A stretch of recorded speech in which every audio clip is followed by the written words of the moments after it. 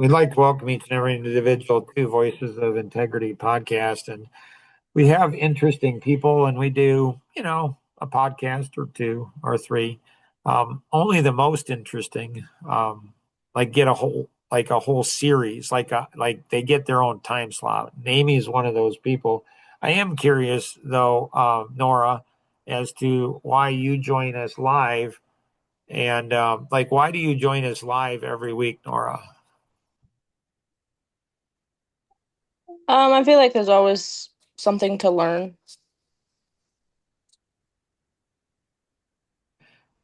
So And why do you think why do you think other people don't don't see that? I don't know, maybe it's their perspective What on situations, I guess. so Amy, why do you think other people don't sit in? Many Go status ahead. quo, right? I'm doing good where I'm at, or I'm not going to change, or I'm not going to challenge myself to grow, or I just can't do it. It's all mindset, mentality. So those are I'm okay with those people. The ones that I struggle with is the ones that think they're growing and they're not. Like those, like, oh, I'm growing. Are you? Like, so do you have any like how do you help people who think they're growing? Maybe not so much. Do you have any suggestions on that? I think just real conversations of listening, but also sharing your story, um, and offering. I think I don't know. I have two trains of thought on that. Those people that think they know everything already and have it all together are just going to fall behind. And at some point, they'll realize they're behind, or they'll just keep going on, or they're so egotistical that it doesn't matter. I Have I you? would rather focus on the people that are like want to change their mindset or want to change their future because they're going to have some skin in the game. So Jim Rohn, are you familiar with any of his Mhm. work? I am. So you young people that are listening, you probably aren't, and I would listen to his work. He passed away. I don't know, 10 years ago, something. I don't know, 15 years ago, and he was the um, mentor to Zig Ziglar, and you probably don't know who he is. Amy does. I I've met Zig Ziglar. did you? That's I I saw him speak once, and it's funny because I spoke around the country with a guy who looked like Zig Ziglar, sounded like Zig Ziglar, and was actually mentored and worked for Zig Ziglar for a number of years. And and it was funny with him because I said, it's interesting when I observe you, you get away with saying a lot more stuff in front of people than I do. And I think I know why. And he laughed. And he said, "Why do you think that is?" I said, "Because you laugh a lot." He says, "That's weird because my current wife, a few years ago, she noticed that about me where I was laughing. And when you laugh, you get away with a lot more. Um, and so, but you got to laugh at the right time in the right way." Um, and so Peter Schmidt, he's a big fan of Jim Rohn. And he went ahead and he was on Action Vision. If you're not on Action Vision, I'd encourage you to look into it for sure. Do the 3 minute strategy session or 3 minute personality assessment. But he went ahead and he said to me, he was on coaching and he said, "How do I motivate my team?" And so Jim Rohn, he said, um, "I don't know how to motivate people, so I find motivated people." I love that. I hate it. I love it. I hate it. Why do you hate it, Mark? Good question. So, Because I know you're going to answer.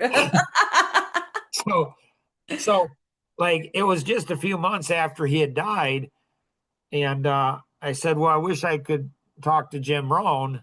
about that concept. And he said, "Why is that?" I said, "Because I'd have a question for him, like, Jim, what if your life vision is bigger than finding motivated people? I don't have an option, so like everybody wants to work with easy people so they can do little work and then they can feel good about themselves. It's okay. I'm not judging. I'm just saying that's what people want. Like everybody wants that. Coaches want that. Therapists want that. Pastors want that. Like everybody wants to work with, motivated people. I said, so I'd say, Mr. Rohn, like, what if your life vision is bigger than that and you have to work with everybody, or there's not enough motivated people? Or what if one of your own children's one of those unmotivated people? It's not like, well, just get rid of them, just don't work with them. So I went on a journey to go ahead and find the secret to motivating people. I mean, but Jim Rohn, he said he didn't know how to motivate people. So who am I to figure?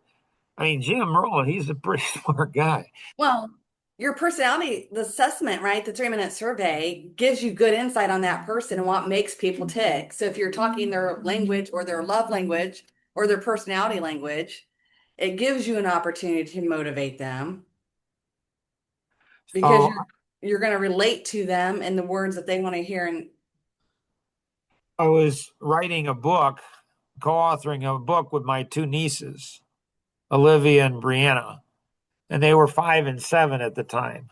Every Saturday, I'd hang out with them, and it was crazy. They were out on the East Coast, and we'd just get on the phone and just talk. And the book we were writing is, our friendships, relationships for life. And so I was on a call and I said, "Hey, Brianna, Olivia, Uncle Mark's really struggling." Again, they're 5 and 7 years old. I said, you both probably don't know, Jim Rohn, but he's really famous and really smart guy. And he says, he doesn't know how to motivate people. So Grandpa's trying to figure out how to motivate people, or Uncle Mark is trying to figure out how to motivate people. And so I don't know if you girls have any suggestions. I'm telling you, I've never experienced anything like it in my life. Brianna, 7 years old. It's like, well, Uncle Mark, like the way they motivate us in Girl Scouts is to tell us stories. So here you have an international, world renowned speaker, and he's at level 4 learning. He's unconsciously competent. He actually does know how to motivate people, but he says he doesn't, but he does. And so you go back to Jesus. How did Jesus motivate? Telling parable. So, but you yep. think about a 7-year-old girl. One is she had to know what the word motivation meant. Then what Mm-hmm. she did is she went inside and said, well, when was I motivated? Well, selling Girl Scout cookies. Then she had to go through and she processed all of this instantly. It was no, well, Uncle Mark, she had the answer just like that. I'm like, dang, girl, that's crazy. So then she went ahead and her little brain had to go in and say, this is motivation. This is when I was motivated. And then she says, how did they do it? So they have stories of the Girl Scouts. I mean, this could be in the Top Gun sales boot camp training. Because you have to motivate your clients and customers to move forward also, right? You have to do that. And so we had a little, so yesterday was the 6th anniversary of Jonathan's death. Mm. And the day before that, little Edward was born. So number 12 grandchild. Oh. And it was a pretty rough delivery, Mm. really rough delivery. I don't know all the details. I'm not sure if I'm going to know them all, but my understanding is we could have lost her. Mm. And so,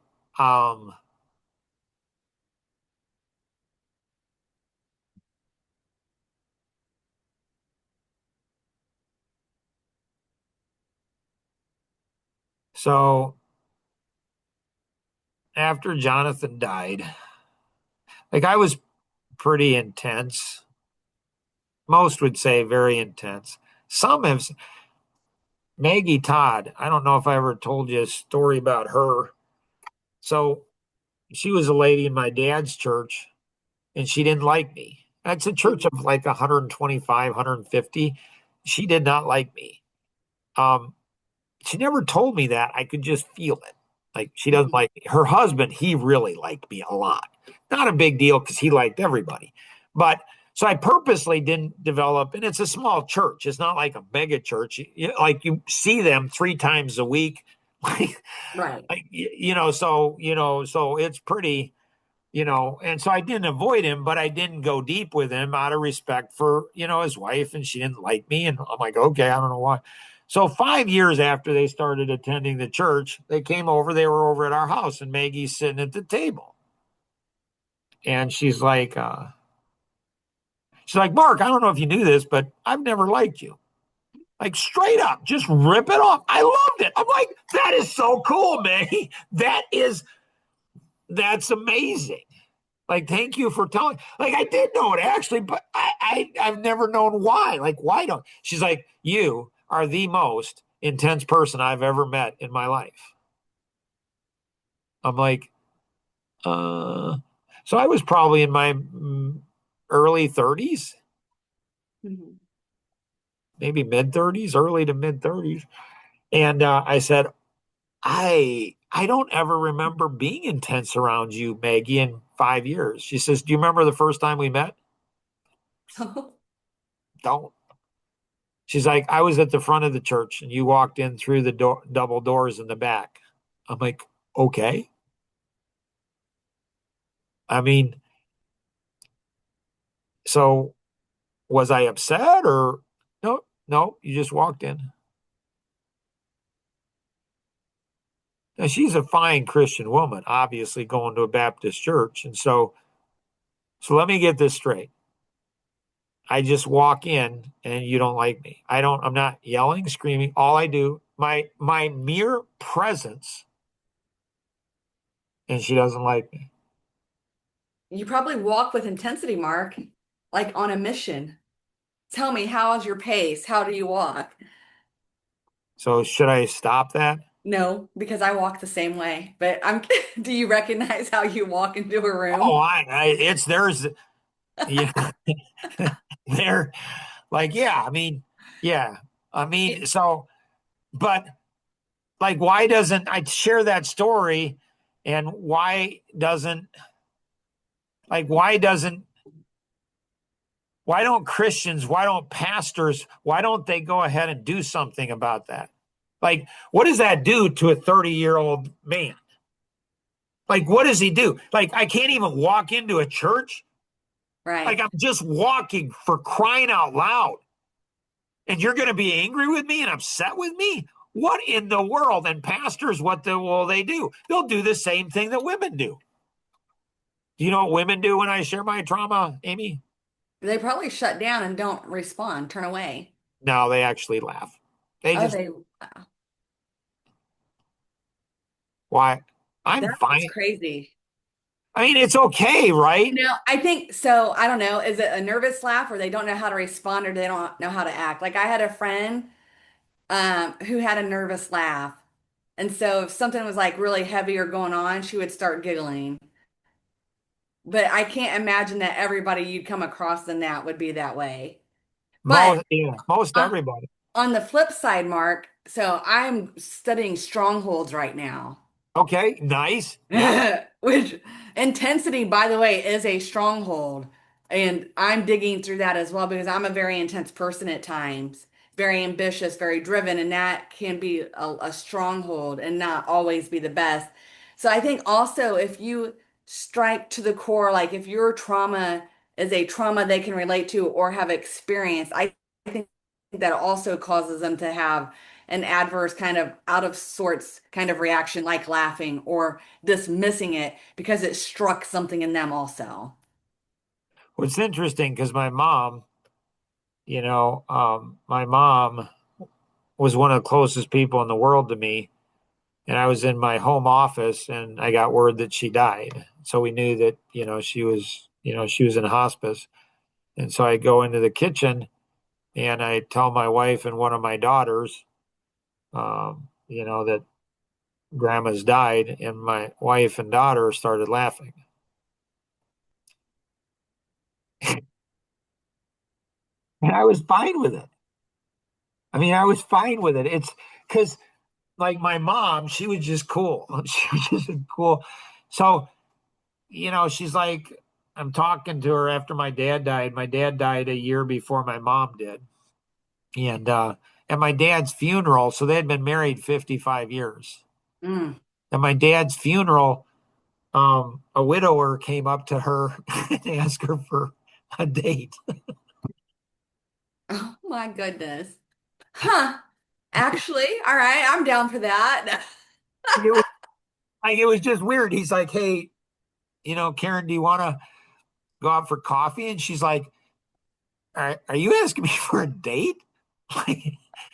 and and it was my youngest sister's father-in-law. And man, Mm. was she ticked. I mean, I don't know. I don't know. I mean, it was just interesting. So my mom, she's just funny, but she was very intense, and she got destroyed by women in the church. Just Mhm. absolutely. I mean, just what women did to her in the church it's insane. And she was a pastor's wife her whole life.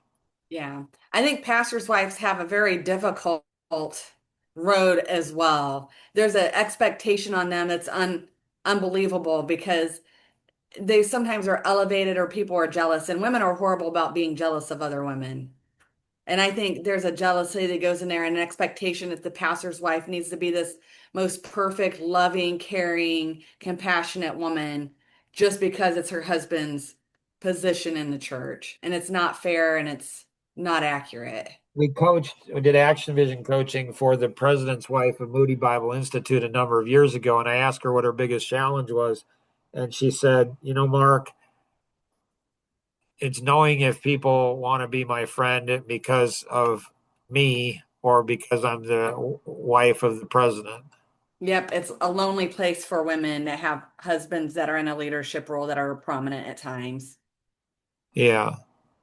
Is there anything you wanted to cover today, Amy? No, I think that's something, Mark, to consider too, just in interactions with people, is how we respond based on our own filters. And I think when you've shared your hurts and traumas with people, I think it's ran through a filter that's probably struck people to the core. And I'm curious, I'll let you know what I learned more in strongholds. I literally just dug into that this week. But intensity, ambition, drive is some of the strongholds that I'm looking at because it pertains to me, but you also are in some of those same categories. Well, and our current pastor's wife, her daughter was murdered Mm. 9 years ago. She was pregnant. They killed her. The baby died. Her, I think, 3-year-old, 4-year-old son was upstairs. Husband was out. He was a pastor. And Ugh. and so there's some on the difficulty. And I said to her, I said, like after your daughter died, was murdered, like how do you handle people? Like it's weird. I just saw Dawn. I won't give her last name, but she was in a coffee connection. My mom went ahead and um, my dad died, 55 years of marriage, and my mom's at a coffee connection hanging out. And Dawn comes to the coffee connection and she's talking about like my dad had just died. My mom was there 55 years of marriage. And Dawn's just, she had a bad day, shower, nails, something, and she comes in all dramatic with no consideration for my mom. And so, um, it's just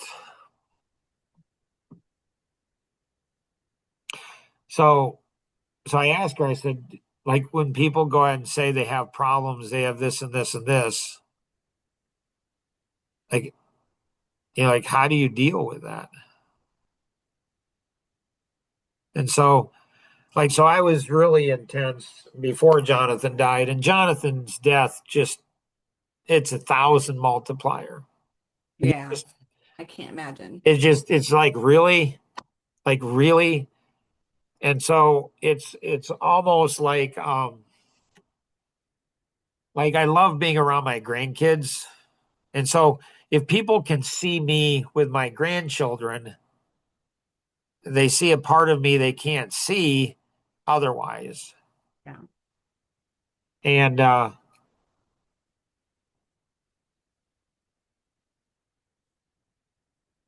so I don't know, like Tom Coons, I was probably 45. I'm guessing he was probably 60. And so this was probably 15 years ago. And he's like, Mark, I'm like, I don't like, he's like, I just don't do stupid anymore. Mm. And um, so people, Amy, people who think they're growing, but they're not. And like, if they're going to hurt themselves, okay, but what about when they hurt women around them? What about when they hurt their wives and their kids? And nobody does anything about it. Nobody wants to know that. Nobody wants to do anything.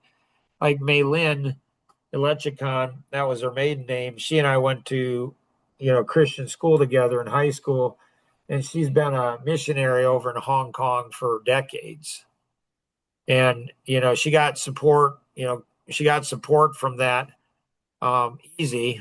And but then when she started to go into trying to get single moms out of prostitution from the Philippines, so the Philippines had a system to bring them over as nannies, single moms as nannies over into Hong Kong, and they couldn't make enough money, and so they went into prostitution. It was a whole system. Mm. And she said, "Yeah, but when we tried to raise money to help women out of prostitutions, like none of the churches, the Christians would do that." I'm like, "That's really interesting. Why?" And she's like, "Christians don't like messy." And they should like messy because Jesus got right in the middle of messy. I know. I mean, and he hung out with messy people. His followers, his disciples were all messy people. I mean, it's just crazy. And so, so Linda Breakout, my international speaking coach, she went ahead and said, you go through different seasons in relationships, and so this is romantic or friendship. In any relationship, you go through seasons. And so, welcome, Rosanna and Elaine. Good to have you on. And so, like when Rosanna and I went to college, we were 18-year-olds, and we were like best friends, like brother sister. I mean, we hung out. I mean, it was crazy. And so there's rules when you're friends, and then when you start dating, the rules change. you know and some of Linda pointed out some of those new rules you like, some of them you don't. And so it's a negotiation, because now you're dating, and then you go from dating to engagement, and then the rules change again. And then you go from dating to marriage, and the rules change, and then you have kids, and then so your rules, so your seasons in life are always changing. And so I've had a lot of women in the last year, 2 years, that say they want me to be honest with them, but those women mostly are not in my life. So you say you want me to be honest with you, but based on my experience, when I'm honest with women, that doesn't go well. Any thoughts on that, Amy? I mean, start when you're having conversations with people, right? Other people want to be heard first, typically. Would you say that's true? It's hard for people to listen. And so if you're going to share something deep with them, I guess maybe the opening up and ask, hey, have you had experience with this? I'm going to share some of my hurt with you. I just want to know if, if there's something you've experienced and you don't have to share, you can just do a simple yes or I'm aware, or I can do something like that. I don't know, a way to soften it maybe. Well, the challenge is, you know, like I've got all these techniques, all these rules. The rules are mostly to protect other people from me, from my mind. And so I ask people, is there any question that I can't ask? And they're naturally going to say, no, you can ask any question you want. And I'm like, have you ever had somebody, they say, but if I don't want to answer, I won't. And I'm like, Right. have you ever had somebody so good at questions that if you don't answer a question that they ask, they know the answer? And they're like, oh, you're one of those. I'm like, yeah. And so, and so,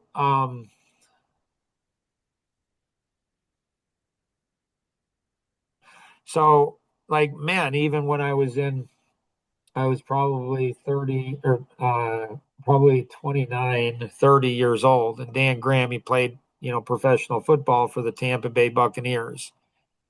And, so he had a sales force and young guys, mostly young men, high testosterone. And so I'm 29 years old and I ask people 1 to 10, how direct would you like me to be with you? And they say naturally a 10. Yeah. And, and Dan would say, don't ever ask Mark for a 10.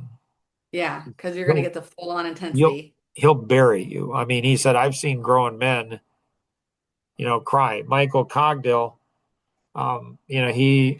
he went ahead and was introduced through David Hancock, president of Morgan James Publishing, and Michael Cogdill, he and I had 2 half-an-hour conversations. At the end of the second half an hour, he goes ahead and says to me, he's like, "You're an executive coach." I'm like, "Yeah, I am." He says, "So you're a pretty good read of people." I'm like, I don't know, maybe, I don't know. He says, "So what do you see in me?" I said, "Well, 1 to 10, Michael, how direct would you like me to be?" He's like, "A 10." I'm like, "Well, just to give you a heads up, my 2 feels like a 22." Then he starts laughing. I always love when male's ego kicks in and testosterone kicks in. He's like, Mark, Mark, Mark. He's like, I'm in TV. They brutalize you in TV. I mean, just absolutely brutalize you. And he said, there's not anything you could tell me that I haven't heard before. I'm like, really, Michael? He's like, yeah. I said, has anybody ever, said to you that ask you if you lack confidence? And he's like, what? He said, has anybody ever said, hey, Michael, do you lack confidence? He's like, nobody's ever said that. He says, you think I lack confidence? I said, well, the last 2 conversations, here are 5 specific things that you said that would tend to indicate that you might lack confidence. Dead silence on the phone. He's like, holy cow, are you good? So it's almost like, I mean, I feel, Amy, that I'm like a zoo animal that people have never seen, and they just want to be around me because they're just like, this guy is strange, um, which is fine. I don't care. It doesn't matter. But it's almost like getting into the ring, and it's almost like boxing with a professional boxer, and you're pretty good in boxing, and you get in the ring with a professional, like I can handle, like Dan Graham, the same guy. He was Mhm. playing flag football, and he's the center. The guy's just one mass, and he's out playing flag football. And like 10 minutes into it, he goes to Dave Libby, another friend of mine, and he's like, I got it. Yeah, I'm going to tap out. He's like, no, everybody. And why are you going to tap out? And he says, because everybody's gunning for me. Everybody's doing. He says, and I'm afraid I'm going to literally kill somebody. Like my reflexes are, somebody's going to come at me, and I'm not going to mean to hurt them. I'm gonna reflex, and I'm gonna kill somebody or maim somebody, and it's like that with me, and so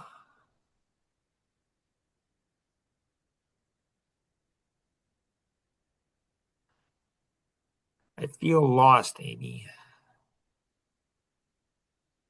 Are you journaling at all? I know podcast is therapeutic, but are you writing anything down and journaling any of this? I mean, I used to do that at church, a half an hour every week and I when I journal, it's not written stuff, it's diagrams, like all of the models, like all these Yeah, that's fine. Make a right. mark model, right? Well, I mean, like this is my latest one here is the flawless thinking model. And there's 26 different major elements and tens of thousands of sub elements into it. Um, but what's really on my heart is stupid people who don't know they're stupid.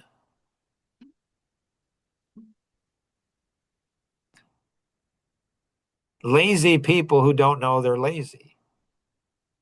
Ignorant people who like, and it's like people are entitled but don't realize they're entitled. People who are self-righteous that don't realize they're self-righteous. People who are victims and don't realize they're victims.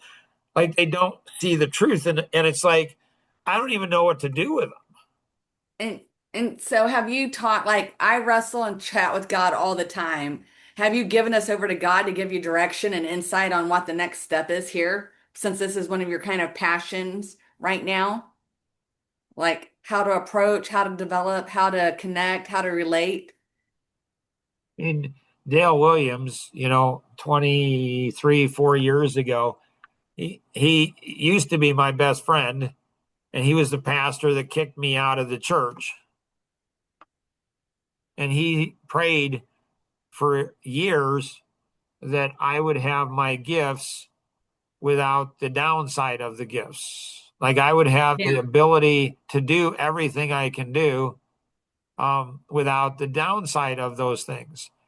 And just, I don't know, a month or a few months ago, I went to a brand new church and Jesus wasn't even able to do that. Now, Jesus did say that we'll do greater things than him. So just because Jesus couldn't do what Dale prayed that I would be able to do, does just because Jesus wasn't able to do something doesn't mean Mark's not able to do it, because Jesus said we'll do greater things than him. I don't know what that means, but he said that. But it's just fascinating to me. And so like the journey, yeah, I'll get you over some stuff. Like I did a whole podcast on spiritual abuse and like there's so much stuff that I've done. Did a 40-day fast before I turned 40, and went through the journey I've been through. Like, I want to talk about that 40-day fast. I just did a 51-hour fast last week. nice. Yeah, So, the 40-day fast. I'd done a 1 day, 3 day, 7 day. And I'm like, I'm going to do a 40 okay. day fast. And Rosanna is like, what? I'm like, yeah.